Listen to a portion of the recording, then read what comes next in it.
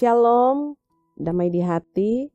Saudara-saudaraku yang terkasih di dalam Tuhan kita Yesus Kristus, sekarang kita sudah ada di hari yang ke-11 di bulan Januari di tahun 2025. Kita ada di program Gerakan Membaca Alkitab. Karena itu sebelum kita membaca Alkitab di saat ini, mari kita berdoa. Kami bersyukur kepadamu Tuhan, penyertaan-Mu begitu sempurna atas kami. Kami sudah ada di hari yang ke-11 ini, menjalani tahun kehidupan yang Tuhan izinkan bagi kami tahun 2025. Karena itu kami percaya setiap tuntunan tangan kasih-Mu itu akan selalu mendatangkan kebaikan bagi kami. Terutama ketika kami mau taat untuk menjalankan firman. Tuhan menuntun kami untuk ada dalam bersama membaca firman Tuhan pada saat ini. Di dalam nama Tuhan Yesus kami berdoa. Amin. Sekarang kita akan membaca kitab Kejadian pasal 33 sampai dengan 35. Yakub pun melayangkan pandangannya, lalu dilihatnyalah Esau datang dengan diiringi oleh 400 orang. Maka diserahkannyalah sebagian dari anak-anak itu kepada Lea dan sebagian kepada Rahel serta kepada kedua budak perempuan itu. Ia menempatkan budak-budak perempuan itu beserta anak-anak mereka di muka, Lea beserta anak-anaknya di belakang mereka, dan Rahel beserta Yusuf di belakang sekali. Dan ia sendiri berjalan di depan mereka, dan ia sujud sampai ke tanah 7 kali, sehingga ia sampai ke dekat kakaknya itu. Tetapi Esau berlari mendapatkan dia, didekapnya dia, dipeluk lehernya dan diciumnya dia, lalu bertangis-tangisanlah mereka. Kemudian Esau melayangkan pandangannya, dilihatnyalah perempuan-perempuan dan anak-anak itu. Lalu ia bertanya, siapakah orang-orang yang beserta engkau itu? Jawab Yakub, anak-anak yang telah dikaruniakan Allah kepada hamba-Mu ini.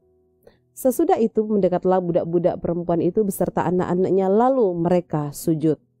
Mendekat jugalah Lea beserta anak-anaknya, dan mereka pun sujud. Kemudian mendekatlah Yusuf beserta Rahel, dan mereka juga sujud. Berkatalah Esau, apakah maksudmu dengan seluruh pasukan yang telah bertemu dengan aku tadi? Jawabnya, untuk mendapat kasih tuanku. Tetapi kata Esau, aku mempunyai banyak adikku, peganglah apa yang ada padamu.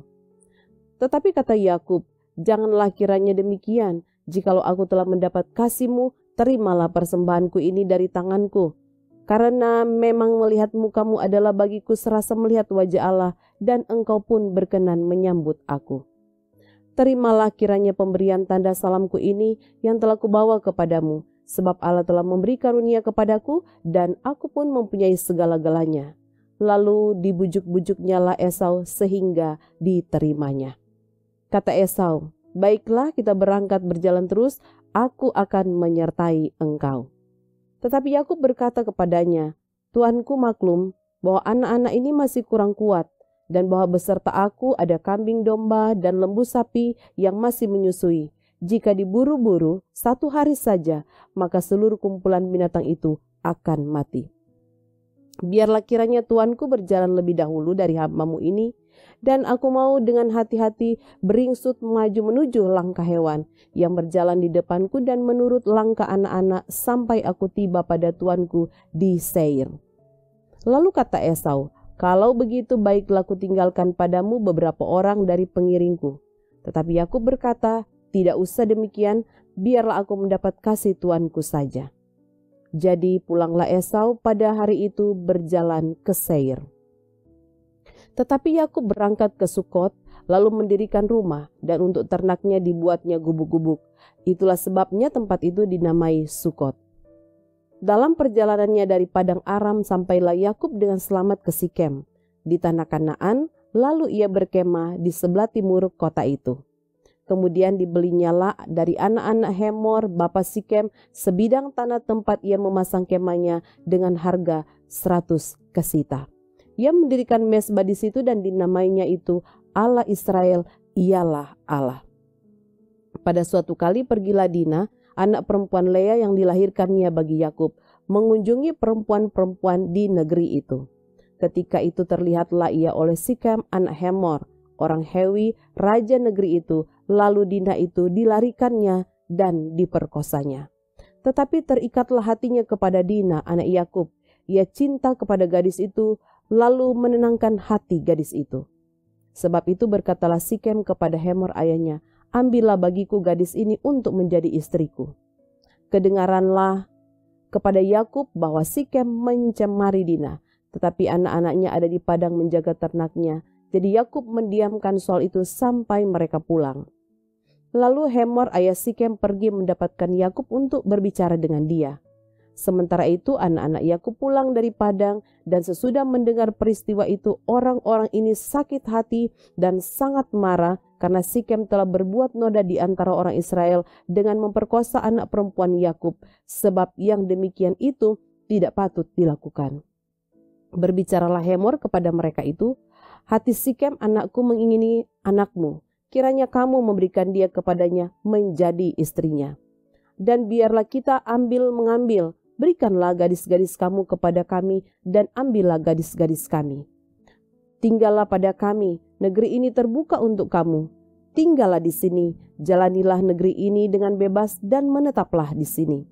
Lalu Sikem berkata kepada ayah anak itu dan kepada kakak-kakaknya, biarlah kiranya aku mendapat kasihmu, aku akan memberikan kepadamu apa yang kamu minta.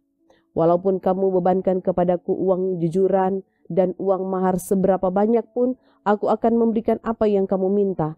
Tetapi berilah gadis itu kepadaku menjadi istriku. Lalu anak-anak Yakub menjawab Sikem dan Hemor ayahnya dengan tipu muslihat, karena Sikem telah mencemari Dina adik mereka itu. Berkatalah kepada kedua orang itu, kami tidak dapat berbuat demikian, memberikan adik kami kepada seorang laki-laki yang tidak bersunat, sebab hal itu aib bagi kami. Hanyalah dengan syarat ini kami dapat menyetujui permintaanmu. Kamu harus sama seperti kami, yaitu setiap laki-laki di antara kamu harus disunat. Barulah kami akan memberikan gadis-gadis kami kepada kamu dan mengambil gadis-gadis kamu. Maka kami akan tinggal padamu dan kita akan menjadi satu bangsa. Tetapi jika kamu tidak mendengarkan perkataan kami dan kamu tidak disunat, maka kami akan mengambil kembali anak itu lalu pergi. Lalu Hemor dan Sikem anak Hemor menyetujui usul mereka.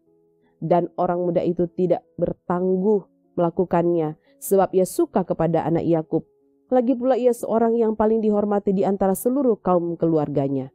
Lalu pergilah Hemor dan Sikem anaknya itu ke pintu gerbang kota mereka, dan mereka berbicara kepada penduduk kota itu. Orang-orang itu mau hidup damai dengan kita. Biarlah mereka tinggal di negeri ini dan menjalaninya dengan bebas. Bukankah negeri ini cukup luas untuk mereka? Maka kita dapat mengambil gadis-gadis mereka menjadi istri kita, dan kita dapat memberikan gadis-gadis kita kepada mereka. Namun hanya dengan syarat ini orang-orang itu setuju tinggal bersama-sama dengan kita, sehingga kita menjadi satu bangsa, yaitu setiap laki-laki di antara kita harus disunat seperti mereka bersunat. Ternak mereka, harta benda mereka, dan segala hewan mereka, bukankah semuanya itu akan menjadi milik kita? Hanya biarlah kita menyetujui permintaan mereka, sehingga mereka tetap tinggal pada kita. Maka usul Hemor dan Sikem anaknya itu didengarkan oleh semua orang yang datang berkumpul di pintu gerbang kota itu.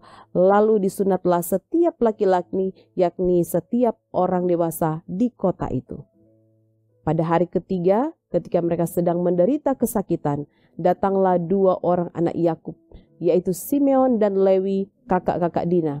Setelah masing-masing mengambil pedangnya menyerang kota itu dengan tidak takut-takut serta membunuh setiap laki-laki.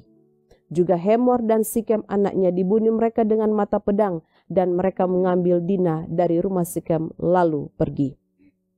Kemudian datanglah anak-anak Yakub merampasi orang-orang yang terbunuh itu, lalu menjara kota itu karena adik mereka telah dicemari. Kambing, dombanya, dan lembu sapinya, keledainya, dan segala yang ada di dalam dan di luar kota itu dibawa mereka. Segala kekayaannya, semua anaknya dan perempuannya ditawan dan dijara mereka, juga seluruhnya yang ada di rumah-rumah. Yakub berkata kepada Simeon dan Lewi, kamu telah mencelakakan aku dengan membusukkan namaku kepada penduduk negeri ini, kepada orang Kanaan dan orang Feris, padahal kita ini hanya sedikit jumlahnya. Apabila mereka bersekutu melawan kita, tentulah mereka akan memukul kita kalah dan kita akan dipunahkan, aku beserta seisi rumahku. Tetapi jawab mereka, mengapa adik kita diperlakukannya sebagai seorang perempuan sundal? Allah berfirman kepada Yakub, bersiaplah, pergilah ke Betel, Tinggallah di situ dan buatlah di situ mezbah bagi Allah yang telah menampakkan diri kepadamu ketika engkau lari dari Esau kakakmu. Lalu berkatalah Yakub kepada seisi rumahnya dan kepada semua orang yang bersama-sama dengan dia, jauhkanlah dewa-dewa asing yang ada di tengah-tengah kamu, tahirkanlah dirimu dan tukarlah pakaianmu. Marilah kita bersiap dan pergi ke Betel. Aku akan membuat mezbah di situ bagi Allah yang telah menjawab aku pada masa kesesakanku dan yang telah menyertai aku di jalan yang kutempuh. Mereka menyerahkan kepada Yakub segala dewa asing yang dipunyai mereka dan anting-anting yang ada pada telinga mereka. Lalu Yakub menanamnya di bawah pohon besar yang dekat Sikem.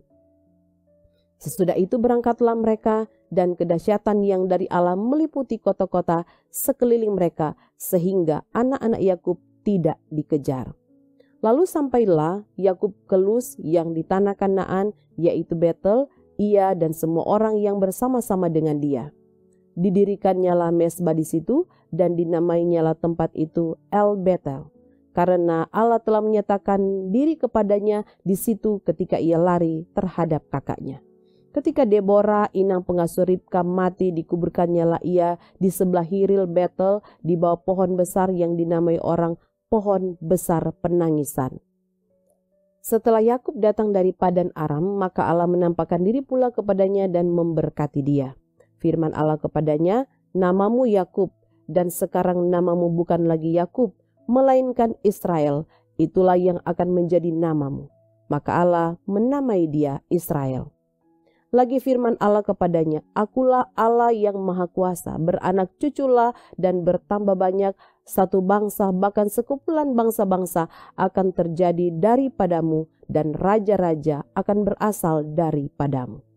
Dan negeri ini yang telah kuberikan kepada Abraham dan kepada Ishak akan kuberikan kepadamu dan juga kepada keturunanmu. Lalu naiklah Allah meninggalkan Yakub dari tempat ia berfirman kepadanya. Kemudian Yakub mendirikan tugu di tempat itu, yakni tugu batu. Ia mempersembahkan korban curahan dan menuangkan minyak di atasnya. Yakub menamai tempat di mana Allah telah berfirman kepadanya Betel. Sesudah itu berangkatlah mereka dari Betel. Ketika mereka tidak berapa jauh lagi dari Efrata, bersalinlah Rahel, dan bersalinnya itu sangat sukar. Sedang ia sangat sukar bersalin, berkatalah bidan kepadanya, janganlah takut, sekali ini pun anak laki-laki yang kau dapat. Dan ketika ia hendak mengembuskan nafas, sebab ia mati kemudian, diberikannya nama Ben-Oni kepada anak itu, tetapi ayahnya menamainya Benyamin. Demikianlah Rahel mati, lalu ia dikuburkan di sisi jalan ke Efrata, yaitu Bethlehem. Yakub mendirikan tugu di atas kuburnya. Itulah tugu kubur Rahel sampai sekarang. Sesudah itu berangkatlah Israel, lalu ia memasang kemahnya di seberang Migdal Eder. Ketika Israel diam di negeri ini, terjadilah bahwa Ruben sampai tidur dengan Bilha gundik ayahnya, dan kedengaranlah hal itu kepada Israel. Adapun anak-anak lelaki Yakub 12 orang jumlahnya. Anak-anak Lea ialah Ruben, anak sulung Yakub, kemudian Simeon, Lewi, Yehuda, Isakar dan Sebulon. Anak-anak Rahel ialah Yusuf dan Benyamin. Dan anak-anak Bilha budak perempuan Rahel ialah Dan serta Naftali. Dan anak-anak Silpa budak perempuan Lea ialah Gad dan Asher. Itulah anak-anak lelaki Yakub yang dilahirkan baginya di Padan Aram. Lalu sampailah Yakub kepada Ishak ayahnya di Mamre dekat Kiryat Arba. Itulah Hebron, tempat Abraham dan Ishak tinggal sebagai orang asing. Adapun umur Ishak 180 tahun.